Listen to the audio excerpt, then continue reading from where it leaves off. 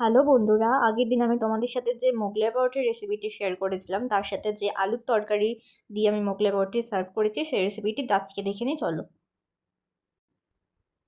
প্রথমে আমরা একটা ফ্রাইং প্যান বসিয়ে তার মধ্যে সামান্য একটু তেল দিয়ে দিব।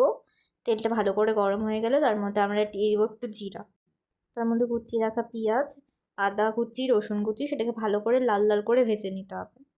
যতক্ষণ না পেঁয়াজের রঙটা চেঞ্জ হয়ে যাচ্ছে ততক্ষণ আমাদের সেটা ভাজতে হবে। তার মধ্যে দিয়ে দিব, এবার পেঁয়াজটা আমাদের ভাজা হয়ে গেছে, তার মধ্যে দিয়ে দেবো হলুদ গুঁড়ো, জিরে ধনে গুঁড়ো। তার মধ্যে দিয়ে দিচ্ছি, আমরা ভালো করে নেড়ে নেবো সেটা। নেড়ে নেওয়া হয়ে গেল, তার মধ্যে দিয়ে দেবো আমরা একটু লঙ্কার গুঁড়ো। লঙ্কার গুঁড়ো দিয়ে সেটাকে ভালো করে নাড়তে হবে। তার মধ্যে আমরা রাখা আলু দিয়ে সেটাকে ভালো করে নেড়ে নিতে হবে।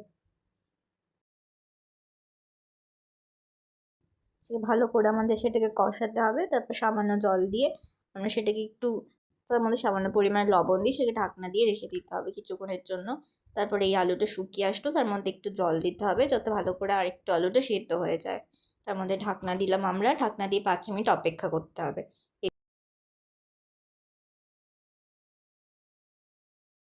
এর মধ্যে আমরা কাঁচা লঙ্কা কুচি দিয়ে দিলাম, তারপর একটু গরম মশলা, তারপর সেটাকে ভালোভাবে আলুর তরকারির সাথে মিশিয়ে নিতে হবে। তারপরে এই যে আমাদের আলুর তরকারি একবারে রেডি, সেটাকে আমরা সার্ভ করে নেব। এইভাবে আপনারা অতি সহজে বাড়িতে তৈরি করতে পারবে দোকানের মতো আলুর তরকারি।